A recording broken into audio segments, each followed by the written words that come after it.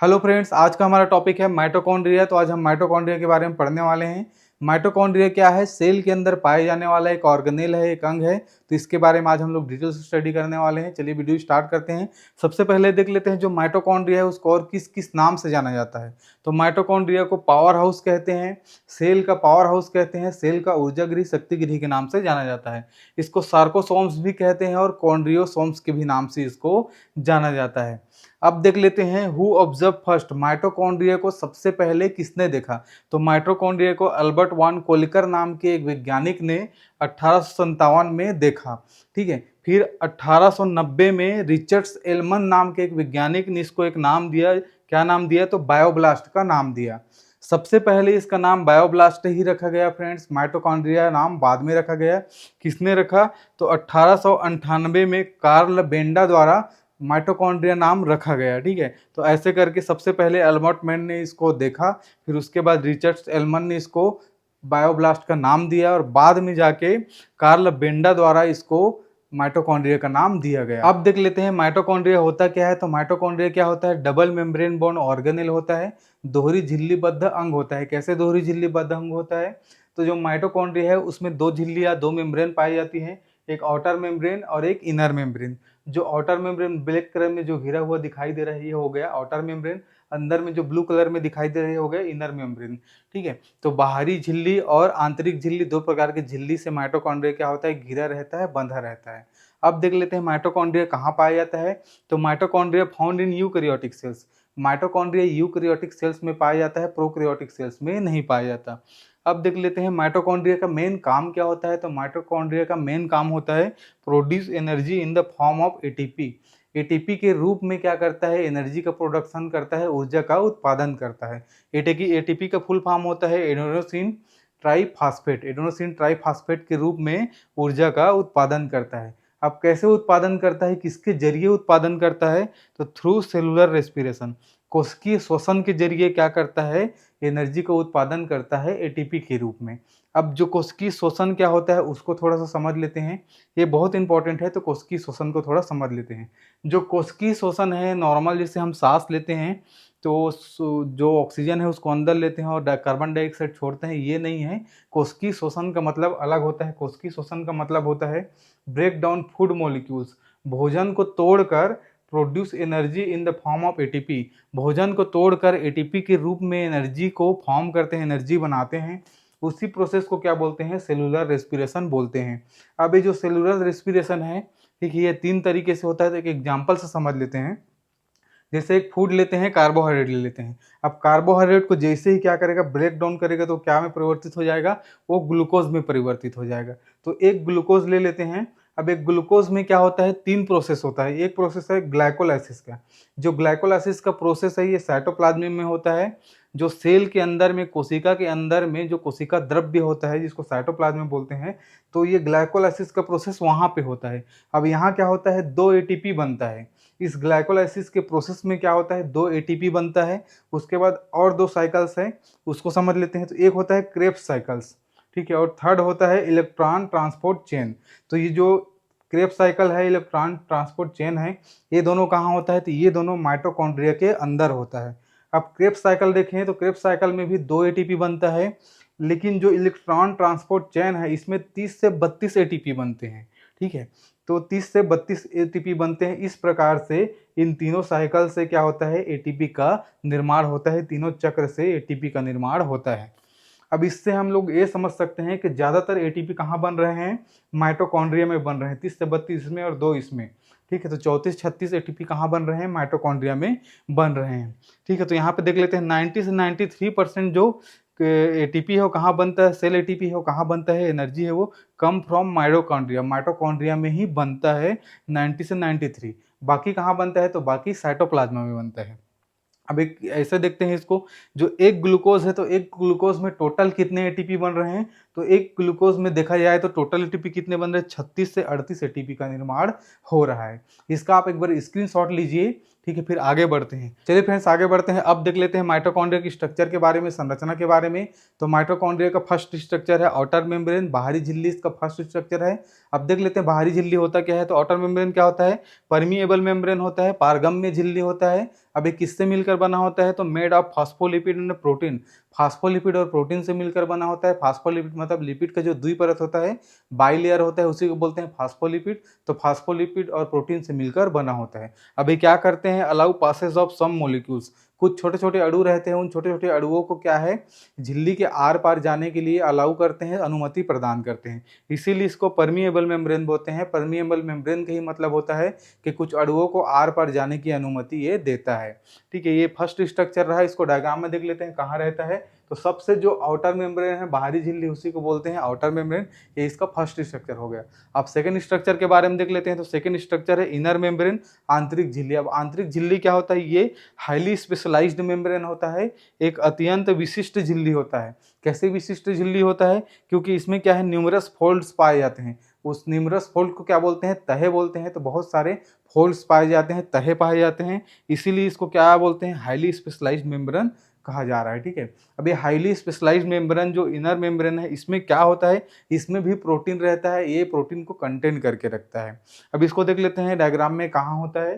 ठीक है, तो जो सेकंड मेम्ब्रेन है, आउटर मेम्ब्रेन के जस्ट बाद जो मेम्ब्रेन होता है, इसी मेम्ब्रेन को क्या बोलते हैं, इनर मेम्ब्रेन बोलते हैं। अब इसी इनर मेम्ब्रेन में क्या है, इनर मेम्ब्रेन में प्रोटीन रहता है। प्रोटीन क्यों रहता है, क्योंकि जब एटीपी का निर्माण होता है तो उसमें ये प्रोटीन क्या करता है, सहयोग करता है। इस प्रोटीन का उसमें यूज किया जाता है।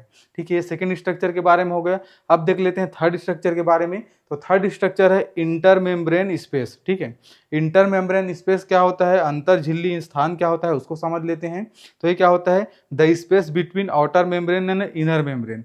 आउटर मेम्ब्रेन इनर मेम्ब्रेन के बीच का जो स्थान होता है, उसी को बोलते हैं इंटर मेम्ब्रेन स्पेस। ठीक है, अभी क्या होता है, इसमें क्या रहता है, containing protein and other molecules. तो इसमें भी कुछ प्रोटीन रहते हैं और कुछ अदर मोलिक्यूल्स इसमें भी प्रेजेंट रहते हैं। अब इसको डायग्राम में देख लेते हैं। जो थर्ड स्ट्रक्चर हो क्या है, इंटर मेम्ब्रेन स्पेस है। अभी क्या होता है, जो आउटर मेम्ब्रेन है और जो इनर मेम्ब्रेन है, आउटर मेम्ब्रेन हो गया, इनर मेम्ब्रेन हो गया, इसके बीच का जो स्पेस दिखाई दे रहा है, इसी स्पेस को क्या बोलते हैं, इंटर मेम्ब्रेन स्पेस बोलते हैं। और इसमें भी क्या होता है, प्रोटीन्स होते हैं और कुछ अणु इसमें भी प्रेजेंट होते रहे। तो ये क्या हो गया, थर्ड स्ट्रक्चर के बारे में हो गया। अब देख लेते हैं फोर्थ स्ट्रक्चर के बारे में। तो फोर्थ स्ट्रक्चर क्या है, क्रिस्टे है। अब ये क्रिस्टे क्या होता है, fold of the inner membrane. जैसा कि थोड़ी देर पहले हम लोग ने देखा था कि इनर मेम्ब्रेन में जो फोल्ड बन रहे थे, जो तहे बन रहे थे, उन्हीं तहों को, उन्हीं फोल्ड को क्या बोलते हैं, क्रिस्टे बोलते हैं। अब ये क्रिस्टे क्या करते हैं उसको समझ लेते हैं। तो increase the surface area for the ATP production. जब एटीपी का प्रोडक्शन होगा, एटीपी का उत्पादन होगा, तो ये क्या करेगा, सरफेस एरिया को बढ़ाने का काम करेगा, सतह क्षेत्र जो रहेगा उसको बढ़ाने का काम करता है। अब देख लेते हैं कहाँ होता है। तो ये फोर्थ स्ट्रक्चर क्रिस्टे है। तो ये हो गया इनर मेम्ब्रेन। तो इनर मेम्ब्रेन में जहाँ जहाँ भी फोल्ड बन रहे हैं, उन तहों को, जो तहे बन रहे हैं, उन्हीं तहों को क्या बोलते हैं, क्रिस्टे बोलते हैं। अब ये क्रिस्टे क्या करता है, एटीपी का जब प्रोडक्शन होता है तो जो सतह क्षेत्र है उसको बढ़ाने का काम करता है, सरफेस एरिया को क्या करता है, बढ़ाने का काम करता है।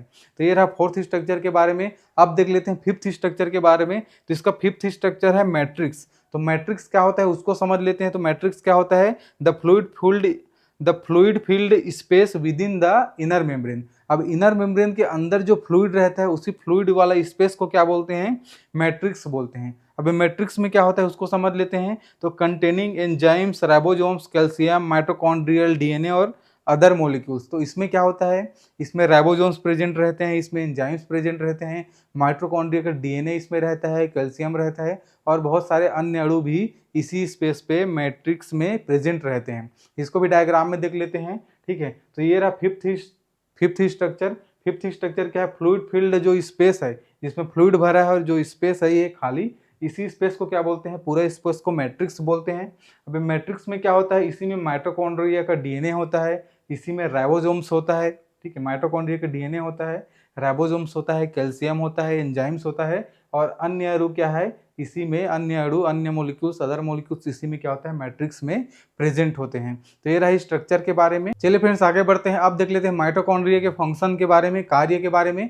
तो माइटोकॉन्ड्रिया का मेन फंक्शन होता है एटीपी का प्रोडक्शन करना, एटीपी का उत्पादन करना ही माइटोकॉन्ड्रिया का मेन फंक्शन होता है। अब कैसे उत्पादन करता है, तो सेलुलर रेस्पिरेशन के थ्रू, सेलुलर रेस्पिरेशन के जरिए, जिसको कोशिकीय श्वसन कहते हैं। तो कोशिकीय श्वसन के जरिए क्या करता है, एटीपी का उत्पादन करता है। अब कोशिकीय श्वसन क्या होता है, तो जैसे हम सांस लेते हैं, सांस छोड़ते हैं, कोशिकीय श्वसन नहीं है।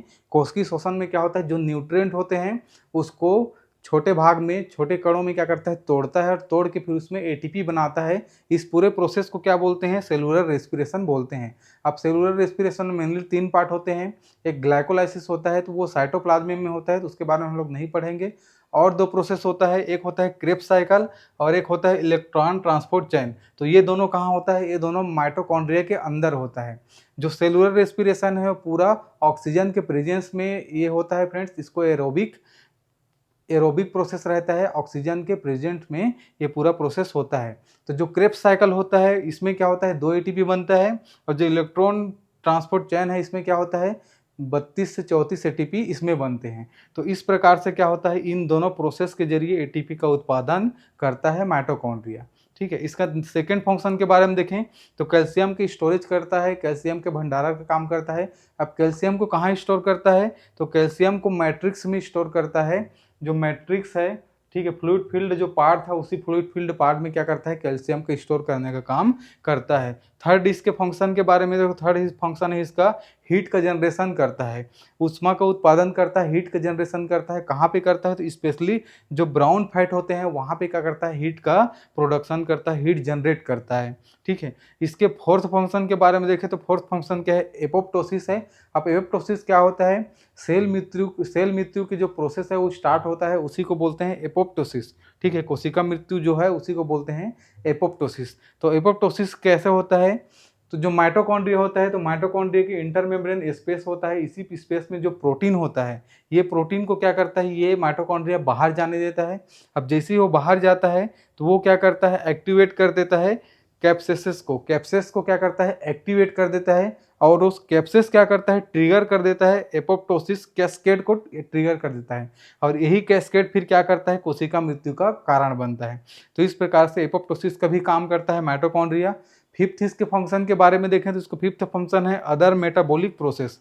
अन्य चाय के प्रक्रियाओं में भी क्या करता है, ये हेल्प करता है, मदद करता है। कैसे, तो एक एग्जांपल के थ्रू समझ लेते हैं। जो फैटी एसिड का ऑक्सीडेशन होता है या फैटी एसिड का जो सिंथेसिस होता है, उसमें क्या करता है, माइटोकॉन्ड्रिया रोल निभाता है अपना। कैसे रोल निभाता है, तो फैटी एसिड ऑक्सीडेशन क्या होता है, इसमें जो फैटी एसिड फैट जो रहता है, उस फैट से क्या करता है, माइटोकॉन्ड्रिया में आके एटीपी बनता है। तो फैट से एटीपी बनने का जो प्रोसेस है उसी को क्या बोलते हैं, फैटी एसिड ऑक्सीडेशन बोलते हैं। तो ये काम भी माइटोकॉन्ड्रिया करता है। तो ये रहा फ्रेंड्स माइटोकॉन्ड्रिया के बारे में। अगर ये वीडियो आपको अच्छा लगा होगा तो वीडियो को लाइक कर दीजिएगा, चैनल को सब्सक्राइब कर दीजिएगा, और कुछ छूट गया होगा तो कमेंट बॉक्स में उसके बारे में लिख दीजिएगा, मैं उसके बारे में और एक्सप्लेन कर दूंगा। Thank you so much.